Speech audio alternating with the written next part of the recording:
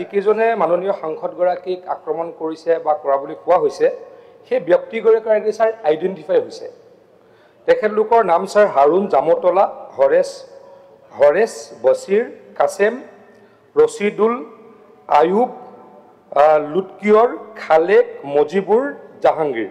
Sir তদন্তৰ প্ৰক্ৰিয়া চলি আছে। তেখেতে মাননীয় এলপি ডাঙৰীয়ে যিটো কৈছে সেইটো সম্পূৰ্ণ সত্যৰ ওপৰত প্ৰতিষ্ঠিত নহয় যে অনুশোচনা নাই, একো কৰা নাই, তেনেকুৱা হোৱা নহয়। অধ্যক্ষ ডাঙৰীয়া, পুলিচে তদন্ত কৰি আছে। মই ইতিমধ্যে নামকেইটা সদনত প্ৰকাশ কৰিলোঁ। এইকেইজন ব্যক্তিক আইডেণ্টিফাই কৰা হৈছে। গতিকে নিশ্চয়কৈ তদন্ত প্ৰক্ৰিয়া ত্বৰান্বিত হ'ব আৰু দোষী সাব্যস্ত হ'লে তেখেতলোকৰ বিৰুদ্ধে শাস্তিৰ ব্যৱস্থা লোৱা হ'ব। যিকেইজনে মাননীয় সাংসদগৰাকীক আক্ৰমণ কৰিছে বা কৰা বুলি কোৱা হৈছে সেই ব্যক্তিগৰাকী ছাৰ আইডেণ্টিফাই হৈছে। তেখেতলোকৰ নাম ছাৰ হাৰুণ জামতলা, হৰেশ বছিৰ, কাছেম, ৰছিদুল, আয়ুব, লুটকিয়ৰ, খালেক, মজিবুৰ, জাহাংগীৰ।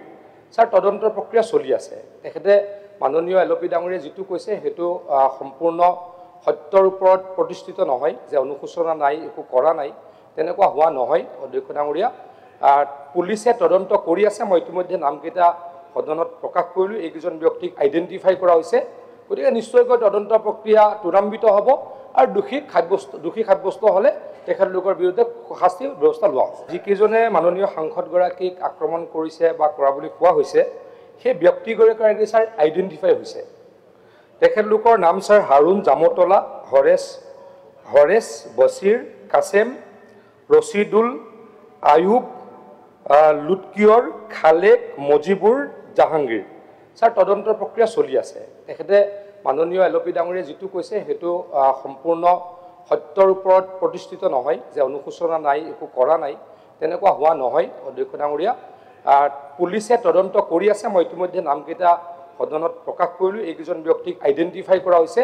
গতিকে নিশ্চয়কৈ তদন্ত প্ৰক্ৰিয়া ত্বৰান্বিত হ'ব আৰু দোষী সাব্যস্ত হ'লে তেখেতলোকৰ বিৰুদ্ধে শাস্তিৰ ব্যৱস্থা লোৱা হ'ব। যিকেইজনে মাননীয় সাংসদগৰাকীক আক্ৰমণ কৰিছে বা কৰা বুলি কোৱা হৈছে সেই ব্যক্তিগৰাকী ছাৰ আইডেণ্টিফাই হৈছে। তেখেতলোকৰ নাম ছাৰ হাৰুণ জামতলা, হৰেশ বছিৰ, কাছেম, ৰছিদুল, আয়ুব, লুটকিয়ৰ, খালেক, মজিবুৰ, জাহাংগীৰ। ছাৰ তদন্তৰ প্ৰক্ৰিয়া চলি আছে। তেখেতে মাননীয় এলপি ডাঙৰীয়ে যিটো কৈছে সেইটো সম্পূৰ্ণ সত্যৰ ওপৰত প্ৰতিষ্ঠিত নহয় যে অনুশোচনা নাই, একো কৰা নাই, তেনেকুৱা হোৱা নহয়। অধ্যক্ষ ডাঙৰীয়া, পুলিচে তদন্ত কৰি আছে। মই ইতিমধ্যে নামকেইটা সদনত প্ৰকাশ কৰিলোঁ। এইকেইজন ব্যক্তিক আইডেণ্টিফাই কৰা হৈছে। গতিকে নিশ্চয়কৈ তদন্ত প্ৰক্ৰিয়া ত্বৰান্বিত হ'ব আৰু দোষী সাব্যস্ত হ'লে তেখেতলোকৰ বিৰুদ্ধে শাস্তিৰ ব্যৱস্থা লোৱা হ'ব।